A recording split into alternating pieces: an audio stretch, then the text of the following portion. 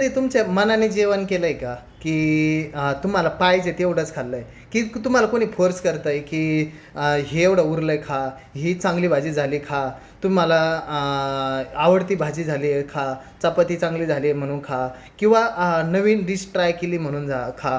खूप साऱ्या गोष्टी असतात. तर ह्या सगळ्या गोष्टी काय होत आहे की आपण बऱ्याचपैकी दुसऱ्याच्या म्हणण्यानुसार जेवण करतो, ना की स्वतःच्या शरीरानुसार. आपल्याला दुसऱ्याच्या म्हणण्यानुसार जर आपण जेवण करायला लागलो ना, शरीर लवकर खराब व्हायला लागतं. का तर त्याला आहे ना लोड येतो आणि तो लोड सहन न होता होता त्याला एखादा आजार सुरू होऊन जातो आणि तो आजार आपल्याला सोबत घेऊन फिरावं लागतं. मग आपण म्हणतो का नाही ना, मला आता कोणता तरी एखादा आजार झाला आणि मग आता तो त्याची मी गोळ्या खातो.